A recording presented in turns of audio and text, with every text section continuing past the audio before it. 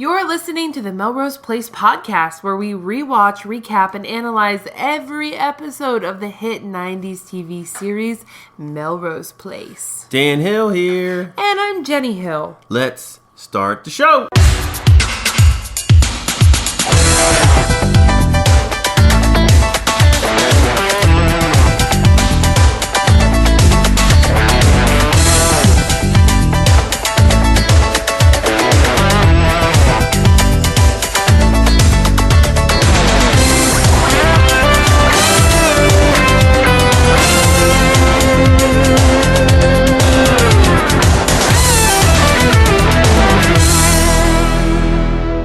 Episode 15, entitled House of God, aired on November 11th, 1992. And it's funny, this show, it aired at 9 o'clock, and it went up against In the Heat of the Night, Home Improvement, and Mad About You, and the Virgin Seinfeld episode. Really? Mm-hmm. Wow. Yeah, up against some heavy hitters. And Doogie Howser, MD. The heaviest hitter of all. Heavy. NPH, man. So we open and Alison and Billy are running around the block, and Billy is wanting to keep Alison's mind off of Keith. He's been reading 12-step articles of how to beat the blues, and they recommend that you get out and do some physical activity. And Alison can't run. She doesn't know how to run. Does that remind you of somebody? Maybe you. But she at least, like, I don't know. She had the jog down, but she was like, her arms were just flailing. Like, when me and Dan first started dating, he literally had to teach me how to run. Yeah, you thought it was always a full sprint. I didn't know! I'm not an athletic person, guys. So Dan had to take me out and teach me, and I just thought that, like, you run, you start going, and he's like, what are you doing? And it got to the point where I think I was in tears within, 20 minutes. Yeah, just like Alison. Having to take breaks. Took Billy's a lot of breaks that Come day. on, Alison, the first step is to run it out, and then the next is to burn all your shit. So he's trying to run Keith out of her. Oh. Because that's done, basically. And I'm sorry, I jumped ahead. We forgot to mention a very important development that happened in the credits. Yeah, you witnessed a little edit to the credits. Yeah, a little edit to the credits. What'd you see? Ever so slightly, there was a split second where I saw a raven dark-haired lady leaning over the pool table, shooting the cue ball, and it was Joe. Joe Reynolds, played by Daphne Zuniga. And we were then, what's that word? Shocked? Happy? Excited? Justified? Elated? All of those things. We got the confirmation that Miss Zuniga has in fact joined the cast. Yeah. They do show them in alphabetical order. And it was weird because she was just like immediately inserted into the credits. She's like in there, baby. One of the gang. She is one of the gang. But no one knew her yet, you know? Well, okay, so after the scene where Billy and Alison are running around the block, we see Miss Joe Reynolds walking down the street with a newspaper in hand. She looks up to see the cross streets of Melrose Avenue and Melrose Place, and we know where she's headed. Yep, she's the woman in black, a loner. You can just tell she was brought in to be like this badass. Yeah. Which was really awesome. I'm glad that she's here. I remember Jo slightly. Well, I know her. No, you love Jo. I remember her more than slightly. I thought she was really hot when I was a kid. And I remember, like, she gets into some shit with Jake and with everything. Her story arc is really cool. So we then go over to Jane and Michael's apartment, and they're talking about a mixer for the interns that Jane has been volunteered to help set up with some of the other doctors' wives. Yeah, and Michael, he has a very strange array of t-shirts. Because what the hell was that shirt of Africa about? Well, that's what she asked like him. the full continent she was of like, Africa on your shirt? That's what Jane was like, why are you wearing this? And he said, well, I'm going sailing with one of the doctors. Yeah, it doesn't make any damn sense why you would have an Africa shirt on. Well, I guess that's his, like, lounging around, playing around clothes. I guess so. So, basically, Michael talks Jane into going to this meeting about planning this intern's meeting, this intern's mixer later that day. So, they make a plan that she's going to go to the hospital and start the planning process for the mixer. Right, and that is when Michael's off to work. He's like, all right, see you later. Well, off to going sailing before work. Yeah, off to go sailing before work. Kisses Jane goodbye, and then boom, Joe rolls up. And she's like, hey, looking for a place to stay. Michael's like, yeah, I'm the super, whatever you want to call it. Yeah, and she's like, I'm looking for an available apartment. And he's like, single, it's a studio, we got it available. She said, no, I'm looking for at least 2 rooms. Nope, sorry, don't got it. And then boom, Rhonda rolls up. She's like, oh, hey, well, I need a new roommate. And she's like, I'm good.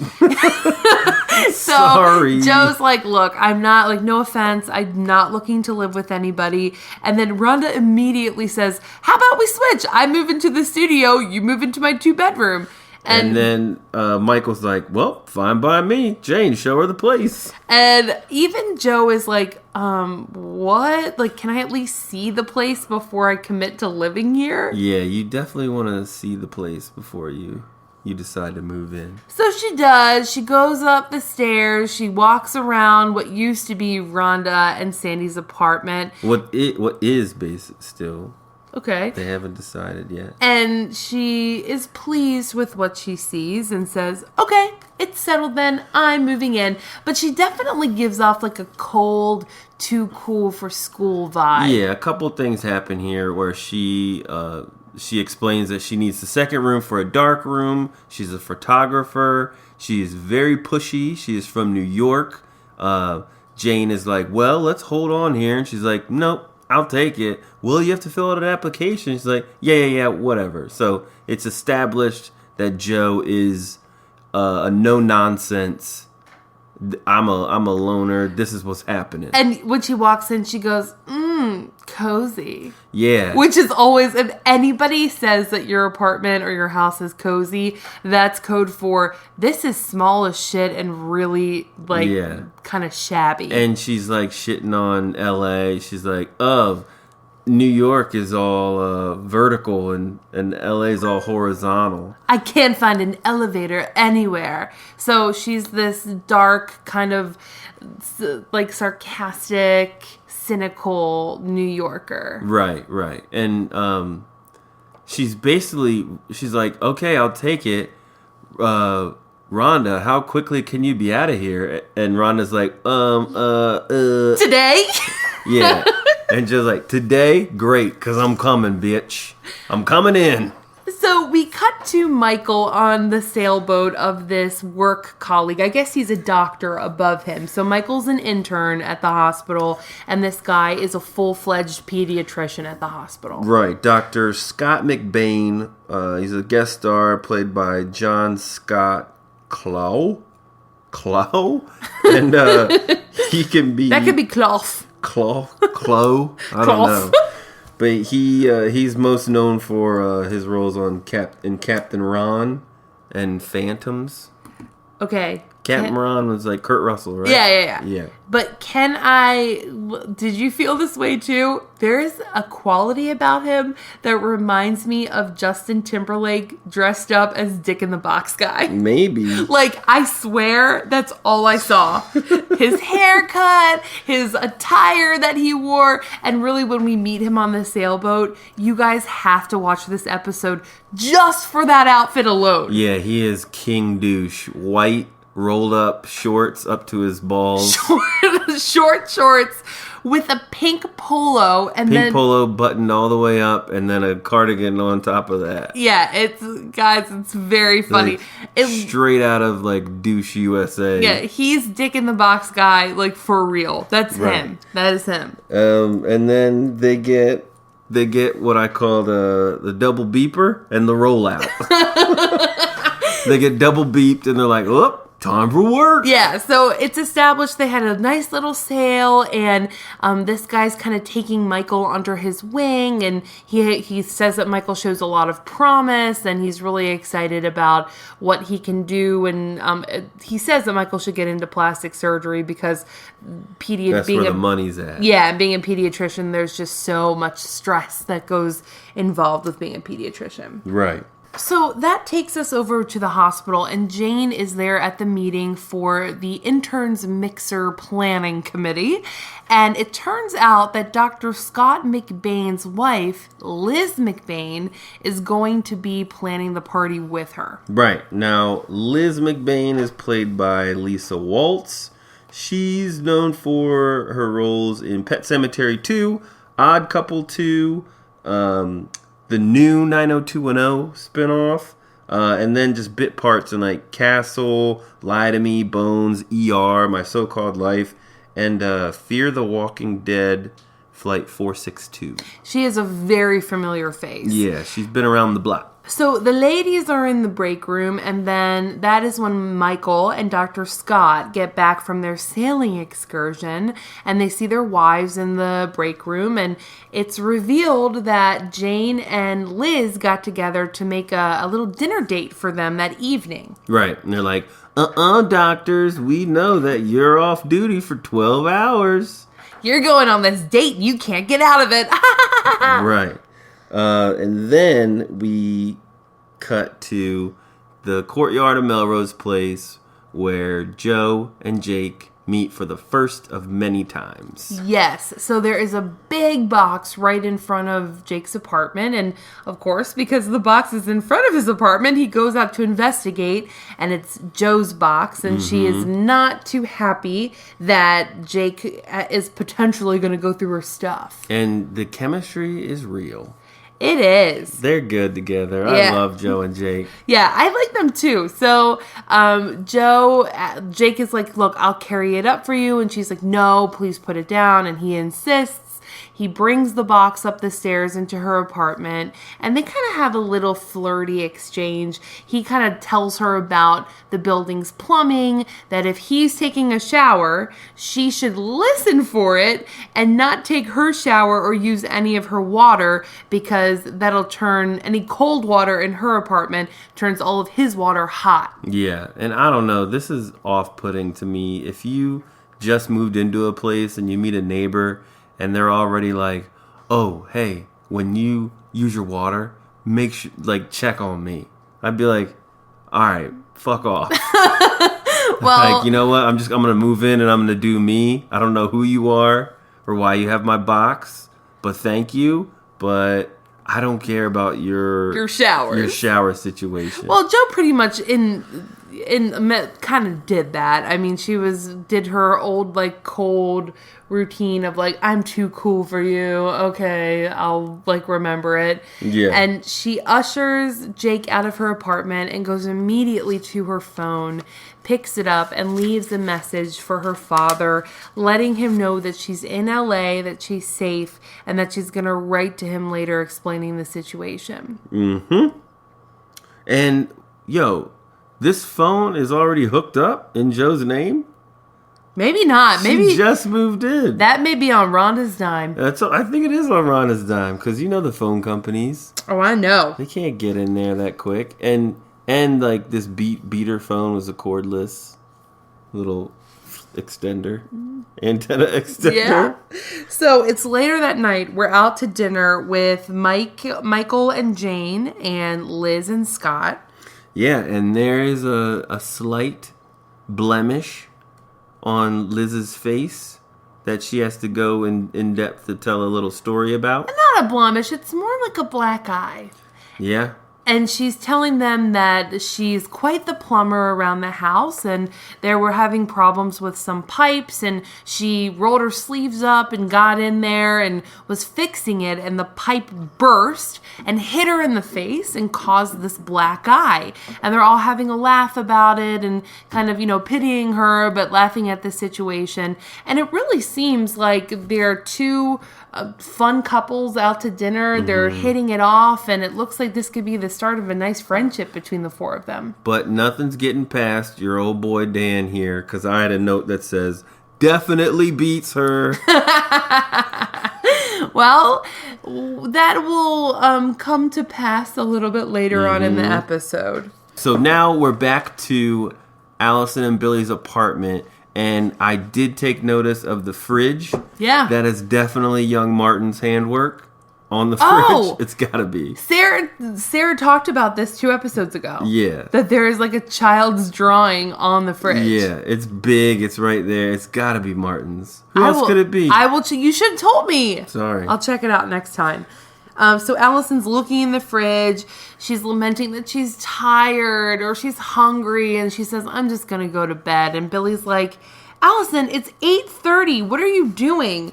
And Billy's like, "Alison, I've been keeping track of your sleep. You're sleeping 15 hours a day. This is not healthy." Yeah. When did Billy become Allison's like full-blown life coach? Like, Billy, is your life that well put together? You just had an issue with your freaking student loans that you just didn't pay. You quit your job with your father. You can't hold a job. You're like, who are you to be this into Allison's life to fix it? And I will say, lately he has been very intrusive. Yeah, he's just like, where are you? Where have you been? Exactly. What's going on? Like, the last 3 to 4 episodes, he really does not have anything going on. I don't even know when he's driving the cab, because it seems as though he is only sitting at home waiting for Allison at all times. He's like a watchdog now. Well, she does say, "Billy, this is getting really nosy and annoying. I don't want you keeping tabs on me like you have been. I'm fine. Let me work this out." And he's like, "No, let's go down to the boulevard and get some cappuccino." And we kind of leave it there, like that he's annoying her and she's sick of it. Yep, and we're whisked away to dinner with the Mancinis and the McBains. And Jane and Liz make their way to the ladies' room to powder their noses. And Jane finds a stain on Liz's sweater. And she's like, "Oh, let me take a look at that, you know? Let me see what's going on." And then she like pulls down her sweater, and boom, we reveal that Dr. McBain is putting the paws on his wife. There's some big bruises there on the arms. Well, we don't know if that's the case for sure. We know it. But we do see several bruises up and down Liz's arms. They look like they're in the pattern of a handprint. Yeah. So it does look like, and that with... It's the same pattern that they show in horror movies when like ghosts touch you. But bigger and redder. Yeah, like in The Ring. Remember The Ring? Oh, God. And they would touch you and leave like a big old mark. That movie scared the pants off of me. Yeah, maybe she's getting ringed. I stole that line from this episode. The pants off of you. Just wait. It'll come. It's coming. So we know that Liz is getting touched up by somebody. So I guess it's later that night or maybe even the next day, and Michael and Jane are cleaning house, and we go in mid-conversation. Yeah, so it's mid-conversation, and Jane is going to Michael with all of these concerns that Scott might be beating up Liz. And of course, guys, what's Michael do?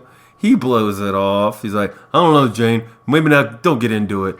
There's no reason for him to be beating his wife. You've been watching too much TV, haven't you?" Yeah, you get ridiculous accusations. You start your wild speculations. And now we're getting along with this couple. Why are you trying to ruin it? Yeah, and did you see what Michael was drinking? No. He was drinking out of a little sippy juice box. No, he wasn't. Yeah, he was. Like a Capri Sun? No, like a sip. Like a high C? Yeah. It was like a little juicy box. I can't hate on him for that. I love those high C coolers, man. They're goddamn tasty. The Ecto coolers. No. From back in the day. That's just sugar. Anyway, then we go. Billy is now helping to bring Joe's stuff up to her apartment. Yep. Billy brings a plant up to Joe's place, and it's very awkward because That's the kind of guy Billy is. And Billy says that he's a writer, and Joe's like, I didn't know that there were any writers here in LA. Right. Billy always tries to relate to people, and Joe's like, well, I'm a photographer. He's like, oh, well, that's kind of the same. I'm a writer. I'm like, what? It sure isn't, Well, Billy. they're both creative fields, I think is what he was trying to say. I guess. And I really did like Billy's response, but he's like, you know what? You and your New York people, you always talk crap on how LA, like you hate LA, but then you all move here. Why? Yeah. And that is true. Yeah, a lot of people, they move out here. For everyone who doesn't live in LA, a lot of people move out here, and when they first get here, they talk shit about it, and they try to say how great their old place is, but... Especially New York. You came here, guys. But New York is really cool. I'm not, like, I think New York is awesome, but... LA's better. So anyways, the phone rings, and Billy says, what, a call? I didn't get a call for 2 weeks after I moved in. Yeah, because, Billy, that's because nobody likes you. Nobody likes you, buddy. And yeah, he's shocked, and then she doesn't pick it up, and he's like, you're not going to pick it up? I don't get calls for months. So we've established that Joe is shrouded in a little bit of mystery here. Right. Now Jane is setting up for the mixer at the hospital, and Liz is playing this beautiful rendition of a famous piano piece, and it is the fakest, like, ad track of someone else playing the piano. And Liz is like just miming that she's playing, and she's like all looking away and stuff while Stevie Wonder. Yeah, while it's going, and you're like, man, you would probably need to look at your hands while you're playing that. So Jane is like, wow, Liz, that's just beautiful. And Liz says, well, you know, I teach music at the college, but I can't practice at home. I mean, Scott gets so mad at me when I play my piano. I have to go all the way to the college to a practice room. And that kind of opens up the discussion that Scott can get very angry. Right. Jane sort of starts rooting around here and trying to get some answers without actually addressing the issue up front. But she doesn't get too far. Yeah, so Liz is like, he gets so stressed out at work being a pediatrician. I try to be understanding. No matter what I do, it's never right. I look at you and Michael and remember what we had before all the pressure with the hospital. But you know what? I'm going to take you out to lunch now. Yeah, weird. Yeah, it just kind of changes gears right then. Odd segue. But yeah, we get the sense that there is trouble in paradise, and there might be a little bit of something about Mr. Scott being very angry with her. Yeah, and I just thought of something interesting. Did you notice that, like, there's that one episode where we predicted that Jane was going to, like, develop this storyline of an eating disorder? Yeah. And just nothing has come of it. There's just nothing. Because she's like, I'm going to take you to lunch. That could have been a really easy place to insert Jane being like, oh, no, sorry, I'm not hungry. I already had lunch. Yeah, something like that. Like, just keep that going. So you're just pointing out that we were wrong? Well, I'm pointing out that, like, that storyline was probably just scrapped. Maybe. You know? Yeah, maybe. Because that would have just been an easy insert. So we go to the laundry room of Melrose Place and find Alison going through clothes. This scene gets the award for weirdest shit I ever saw.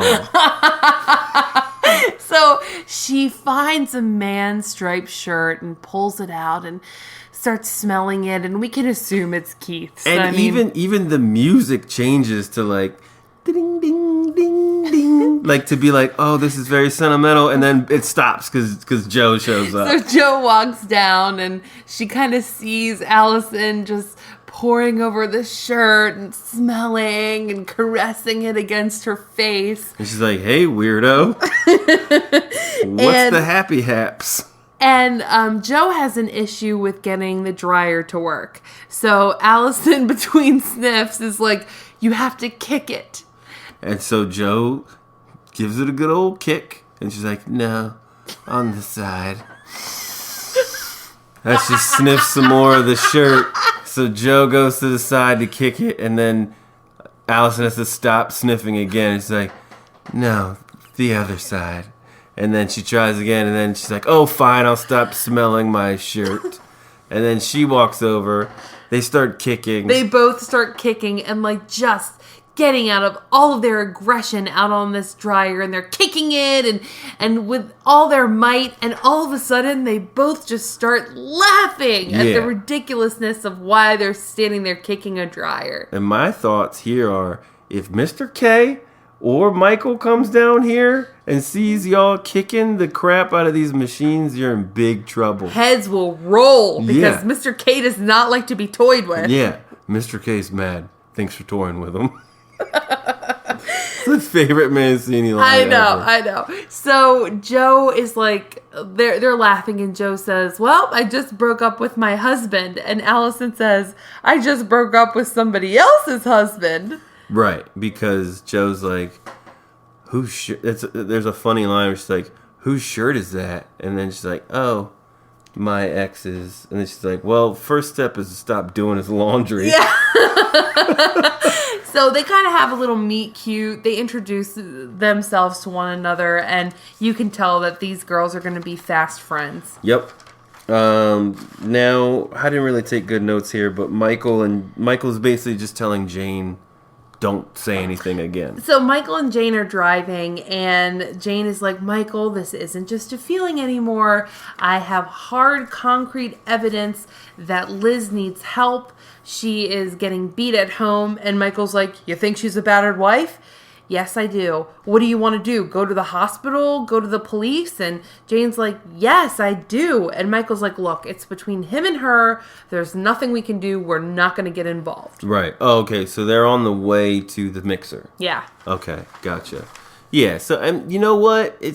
There's a thin line between stuff that is your business and when you should speak up. So I sort of understand where Michael is coming from. I did too, actually. This is like a superior whom he is trying to desperately impress, and Jane, his wife, does have some hardcore evidence that something's going on, but you don't want to ruffle feathers. And not an admission. And I think a lot of people, I've just heard that if you know someone who's being abused domestically, a lot of times if they're not ready to come forward, the worst thing you can do is kind of go behind their backs. Right. Because then they get the brunt of that from the abuser. Mm-hmm. Or they'll shut you out, and then or you'll get them hurt even more. Exactly. Yeah. So they get to the mixer, and Liz is sitting alone in the what? But if you know someone is getting their ass kicked, if you should know, say something. If you have hardcore evidence, right. But say something to who? I think you need to talk to the person being abused. Yeah. Try to talk to them away from whomever you suspect is being. I mean, I don't know how many of you are in an abusive relationship right now. Email us. Let us know. We'll help you. I hope none of you are. Right. But you're better than that. If you are, shoot us an email. We'll sick the dogs on them. We'll get Jake on them. We will. He takes care of anything. So we get to the mixer. Liz is sitting alone in the corner, and you can tell that she's kind of despondent, and things aren't going really well. Right. And then she sort of goes away. She can't really be around Jane. And right? Okay, so Jane sees her in the corner, goes up to her, and is like, well, everyone can't stop raving about the food, and no one seems to care about all the decorations we did. Just trying to break the ice and kind of feel her out, and you can tell that something really bad is happening with Liz. And Liz gets up to say, I'm going to go get more name tags. And Jane grabs her and is like, Liz, he's hit you, hasn't he? Just tell me. And Liz is like, leave me alone. Stop. I don't want to make him angry. Please just leave me alone. And she runs off almost in tears. And at that point, you need to stop, Jane. You can't aggravate it more. Dr. Scott comes up and he's like, oh, hey, Jane, have you seen Liz around? And she's like, no, I don't know where she is. And he starts getting a little handsy with her, just grabbing her and being like, we're okay, right? Everything's okay. And she's like, yeah, why wouldn't it be okay? He's on to her. Yeah, he can kind of sense that she has an inclination that Liz is getting beat up, and he keeps repeatedly grabbing her arm, and you can tell that Jane is not thrilled about this. Right. And she's like, what are you doing? And he's like, I don't know, I've had 5 drinks. Ah! Like, that's an excuse.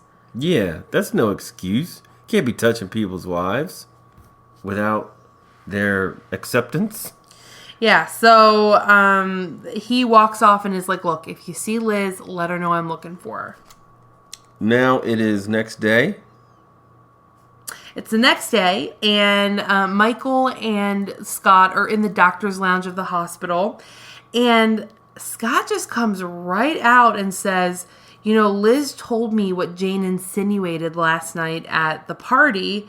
And Michael's like just downplays it, like, oh yeah, I can explain. You know, Jane had some wild ideas, but it's none of our business. We don't want to poke around in this. We know that it's between you and Liz. And he's like, you know, I'd never hurt my wife. I love my wife. And Michael's like, yeah, sure. I know. This is all good.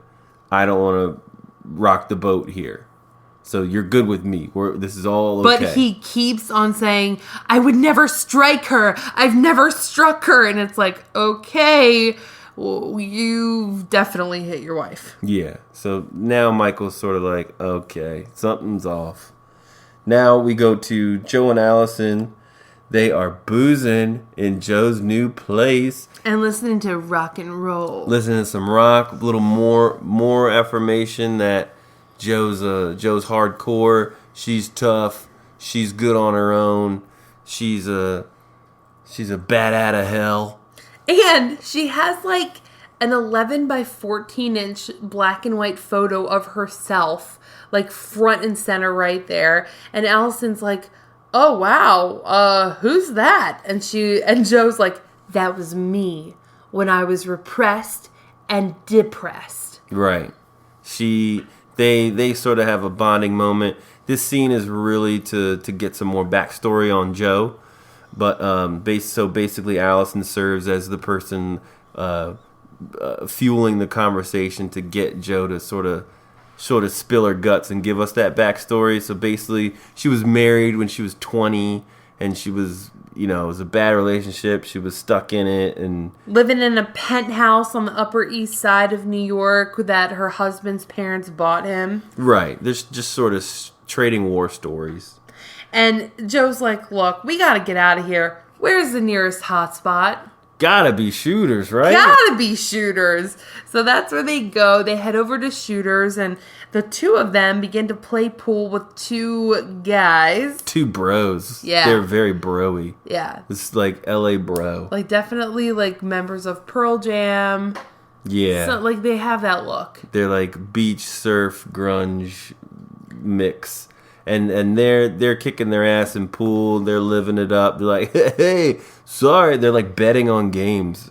And they're like, that's another $20, ladies. Yeah, so I guess these 2 guys keep winning. And they're like, look, next game, if we win again, the 2 of you girls have to go out with the 2 of us all night long. And what is with this whole thing? Melrose Place is king of the bet date. Like Allison's betting Billy dates, and now we got this date bet, and Joe's like, yeah, let's do that. But if we win, we want the 20 I just gave you and 50.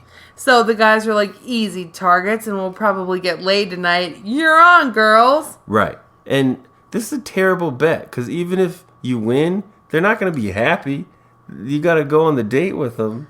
It doesn't mean you're going to sleep with them. Well, could be a very awkward date. That was implied. But then Joe shows us all that she's a pool shark. Yeah, she hustles the hell out of these guys. Doesn't even let them take a shot. She breaks, and then she just sinks them. And Alison is like, oh my God, I'm in love. Yeah, and then Joe's like, pay up, $70. Right. And the guy's like... Isn't Joe like, ready, Thelma? Yeah, she says something like that. Yeah. And then she's like... And then the guy's like, you're not very ladylike. And she says, well, a gentleman always pays his debt. Right. And then this was your favorite part. Oh, yeah, he's like, you guys are bitches. Yeah, he takes up the money and instead of putting it in her hand, he throws it on the pool table and goes, bitches. And she says, the bitch just beat your pants off. And they turn to walk away, and then one of the guys comes running after them like he's going to beat their ass. Yeah, and then after the Thelma reference, I was like, is she going to kill them? Because, spoiler alert, that's what happens in Thelma and Louise. They get out of Shooters unscathed. Right. Jane and Michael, they are in their apartment. About to go to a movie. About to go to a movie. Jane's getting her jacket on. And then, ring, ring, ring, telephone. And we hear a voice on the other end. Mancini picks it up. He's like, hello? Michael. Nothing. Michael, it's Liz. Please, I need to talk to Jane. Please. So we cut right to the Mancinis in their car. They pull up to a home and they see the figure of a woman huddled in front of the garage waiting to be picked up. Right. It's Liz. Jane rolls out of the car in this like two size too big cut off jean jacket and long dress, which was strange. And they embrace on the sidewalk and I'm like, guys, get her out of there. Get to the car. Like I feel like he's in there. That like impending doom that he's gonna come out and try to beat them all up. Yeah. So not only like they walk her over to the car and then they have a 2-door. They make this poor woman who's gotten her ass kicked like crawl over into the back seat. And to get into the to the 2-door car, you have to fold up the passenger and then like you gotta maneuver through the seat belt that's in your way. It's uncool, guys. Jane, you hop back there. Right. And then she rides shotgun. And then Michael looks back and he's like, oh, damn. We get a good look at her face and there's blood coming from almost every orifice. She looked worse than Matt. Yeah, she when Matt ain't got nothing on her. Matt got beat up by 3 men on a sidewalk. And she looked worse than him. She's not only getting, like, hit, she's getting her ass kicked. Yeah, so we go back to the Mancini's apartment, and they have Liz set up at the table, and Michael is performing some work on her face, trying to patch her up, and Liz says, this is usually Scott's job. He beats me up and patches me up, and she's like, this is so ridiculous. I'm not going back. This is the last time. He does this every time. He apologizes the next day. He says it's because he lost a patient or he's stressed at work and that's why he lashes out at me and I'm done. But that it doesn't make sense because wasn't he at the beginning like, bro, you gotta get into plastic surgery, man? Yeah, well, because he's a pediatrician, I think that set it up because he said being a pediatrician, I guess he's like a pediatric surgeon or something if he's at the hospital. Just saying like it's really stressful. Right. He sets it up on the sailboat to say, no, you should do plastic surgery. It's easy. It's fun. You don't have to worry about like life and death situations. Gotcha. So, and Michael, all right, like Michael is tending to her face while they're having this conversation and he is in like hard concentration of like working on her. But guys, at the end of the day, he cleaned the wounds and put on 2 butterfly band-aids. Well, that's all he did. What he's got to make do with what he's got at home. And Michael's like, look, I don't know what to say. I should have done more. I didn't want to believe that Scott could do something like this. And Liz is like, I don't either. I still love him. Yeah, it's weird. I don't know how anyone deals with this stuff. I'm not a man-woman beater, so I don't know. But I guess you're married to somebody, and those feelings don't go away, even if they hit you. Yeah. But what are you gonna do? So Alison, we cut to Alison and Joe's storyline again. Alison has taken Joe to where she and Jake made out, and it's sort of the same deal. It's very reminiscent of that. Yeah. So it's like this big lookout overlooking the city lights of LA, and they're perched up on this cliff, and they're looking out, and Joe's like, this is it. This is exactly why I moved to LA. Yeah, and I'm like, are they going to make out? In your dreams.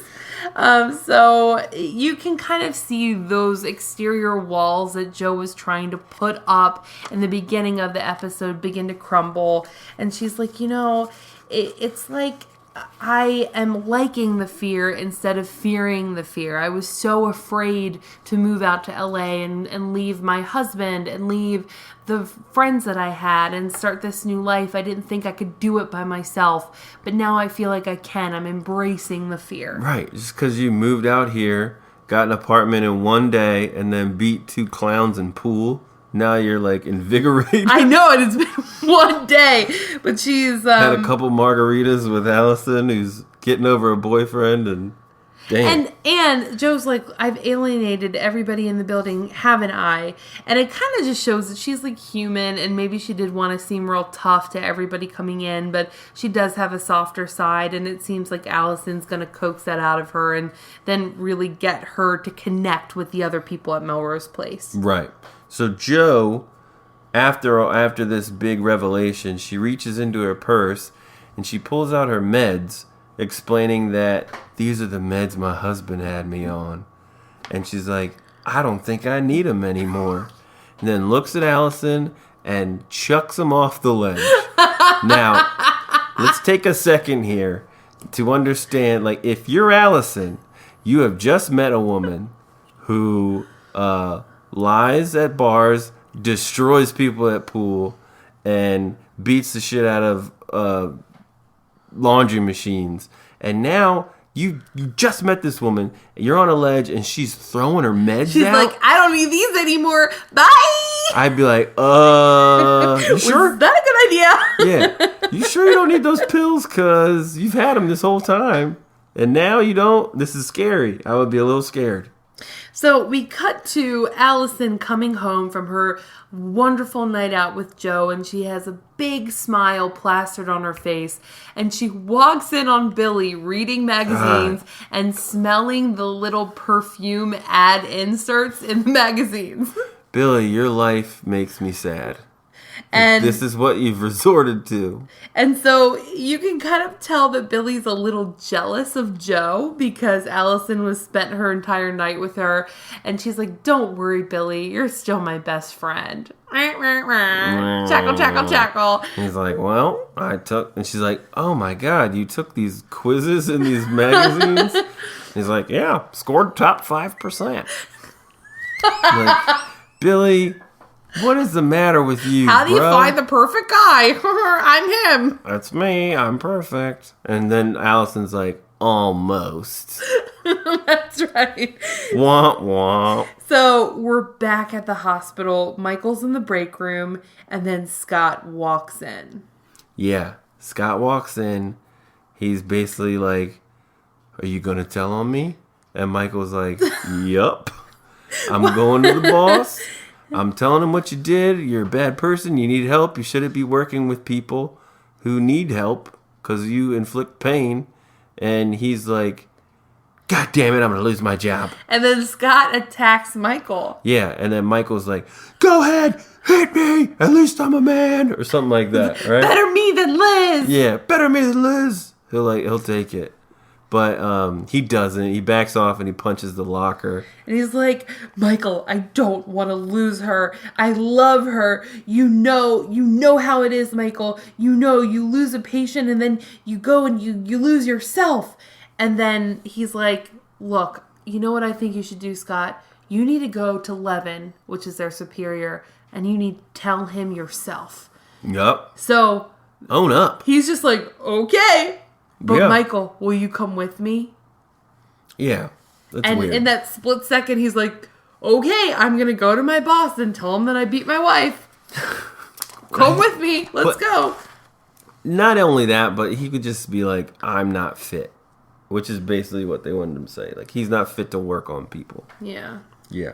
So it's implied that goes down. Right. Now, we go to sexy-ass Jake. The eye candy of the episode. Taking a shower. And, of course, again, shower woes. It gets hot. And then he takes that shower curtain and rips it back. He's like, God damn it. And then we see a really nice shot of Jake. And bare-chested. He is very built, got a great body, but he is like, his ribs are, he's thin. He's paper thin and just, he's very lean. He's very muscly, though. Mm-hmm. But I think, like, the camera lingers on his chest just to be like, hey, there's some eye candy for you guys out there. And then he puts a towel around his waist and he stomps up to Joe's apartment, bangs on the door, and Joe comes with her little blue shiny satin robe on. Mm-hmm. And you can tell that he's not pleased, and Joe's like, oh yeah, the hot and cold thing, right? Right. She's like, when I'm hot, you're cold. And I think that's foreshadowing. Yeah. And so they kind of have a little flirty exchange, and Jake goes down the stairs and Billy's waiting for him. And he's like, so, what do you think, Jake? And Jake says, definite possibilities. Yeah, just saying, like, I'm definitely going to hook up with Joe. Right. And that's the end of the episode, man. Joe owns it. This is Joe's welcome party, basically.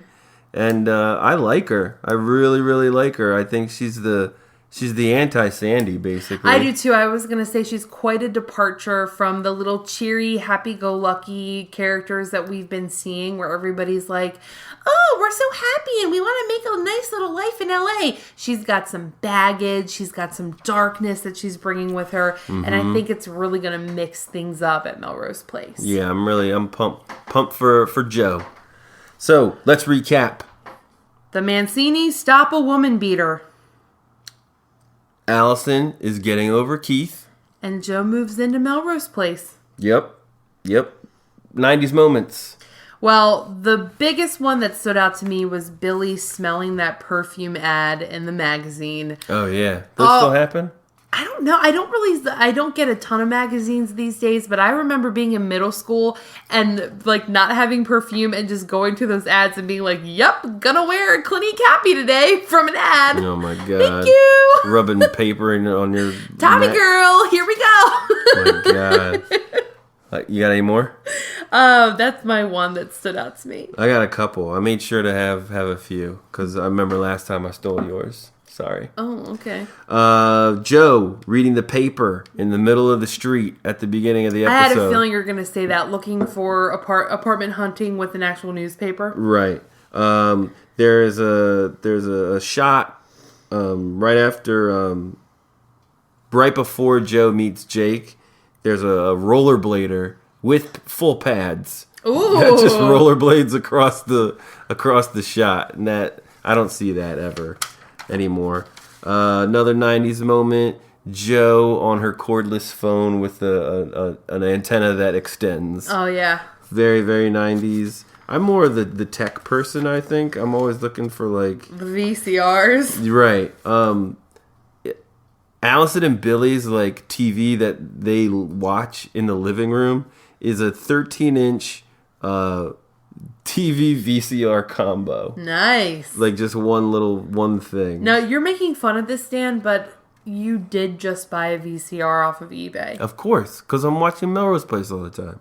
I need VCRs. He really did, guys. Yeah.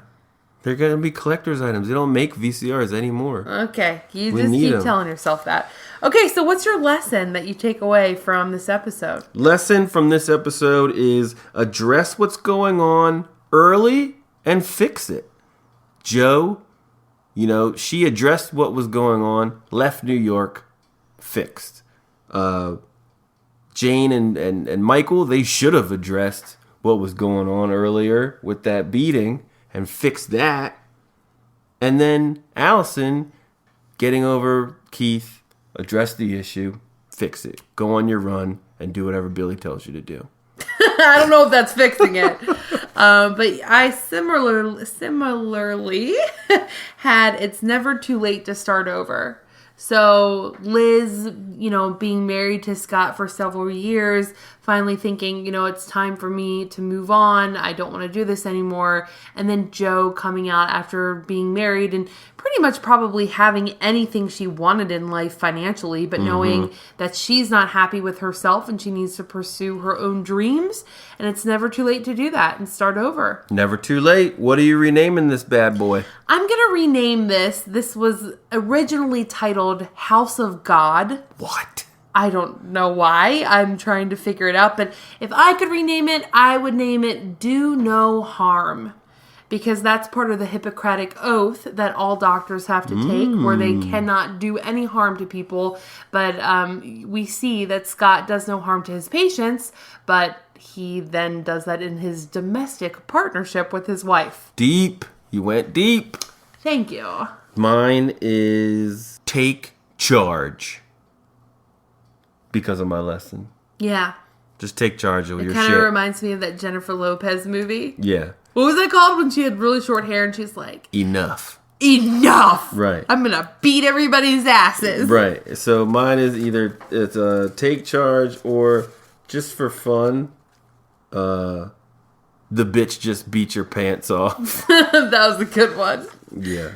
So what are your predictions for upcoming episodes? So I think next episode we had no Matt. So I think next episode we're going heavy on Matt, and I think we're going heavy on Crazy Keith. I think Keith shows up in the next one. Oh, I hope so. Yeah.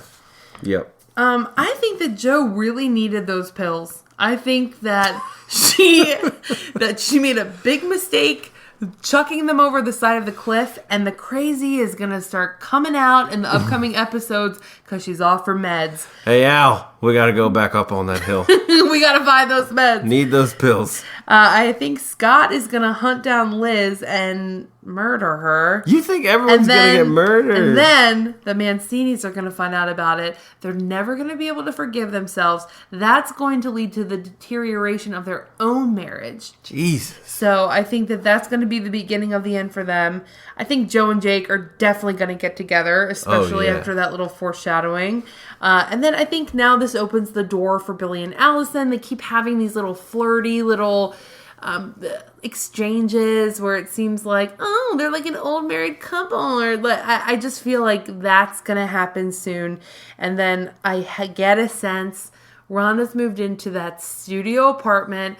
We never see this on screen. We don't even know where in Melrose Place, like where in the floor plan of where we see the apartments. This studio apartment is not within the world of Melrose Place.